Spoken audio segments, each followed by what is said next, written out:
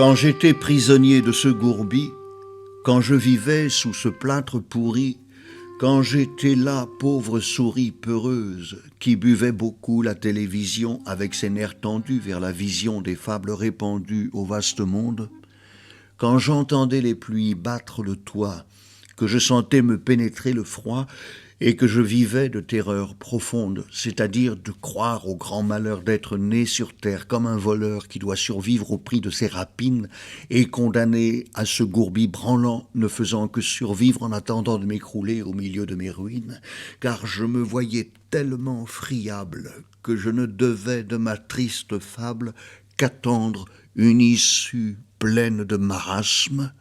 Ce pied-à-terre perché dans le ciel offert de tous côtés à l'appareil impitoyable des longues bourrasques n'était que le provisoire perchoir d'où je devais nécessairement choir pour prix d'être un jour apparu sur terre. Bonjour la poésie. Ah oui, on va parler de Le Temps, titre du récent livre de William Cliff. Le temps qu'il fait, non, le temps qu'il a fait, qui s'est glissé dans les murs de sa chambre maudite dans ces années bruxelloises. On va piocher dedans. La poésie sera aussi le hasard qui nous guide dans ces pages.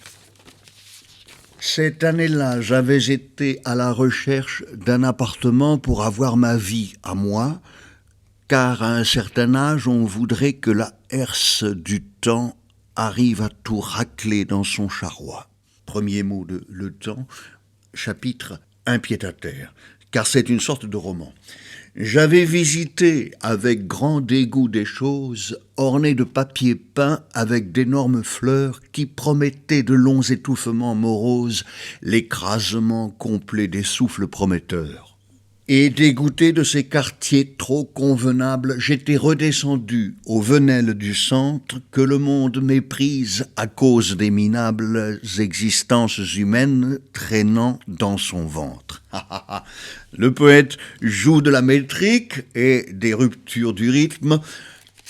Plus loin, ce logement ne m'était alors seulement qu'un pied-à-terre car je travaillais encore. Travailler est un terme exagéré, étant donné le temps donné à l'espèce de sport qui consistait à se présenter en un lieu appelé classe, où j'étais supposé donner ce qui s'appelle cours. C'était un vœu pieux, car en réalité, ce beau nom désigné signifiait simplement qu'on étendait le temps qu'arrive enfin le bruit d'une sonnette, signifiant que le temps donnait enfin le temps de mettre un terme à cette messe pas très nette.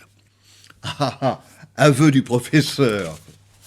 C'est un livre important, Le Temps, et pourtant on ne va pas l'importer, d'où l'importance, on va attendre. Ou le commander à la table ronde son éditeur. Mais on ne va pas le chercher sur l'Amazon. On n'y va pas sur l'Amazon. On trouve chaque fois d'autres adresses de livraison et c'est aussi pour préserver le climat. Oui.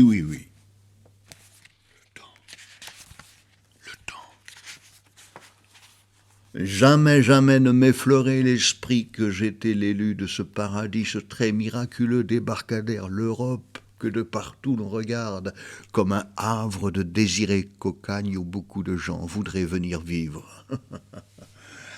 Tant et si bien qu'à plus de 50 ans, j'étais encore à broyer dans mes dents mon malheur quand m'arriva du dehors, par hasard, un sonnet du vieux Borges, poète aveugle et pourtant qui ne cesse d'aimer le prix de l'humaine nature, lequel sonnet évoque Walt Whitman qui se regarde au miroir et proclame, malgré les rides qui le défigurent, qu'il est fier d'avoir rythmé la louange et la splendeur de la grande existence, et que cela le gonfle de merveille.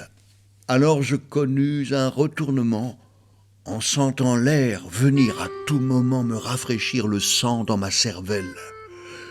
Je réalisai, malgré mon état de hibou perché dans ce galetas, que cette splendeur pouvait être mienne.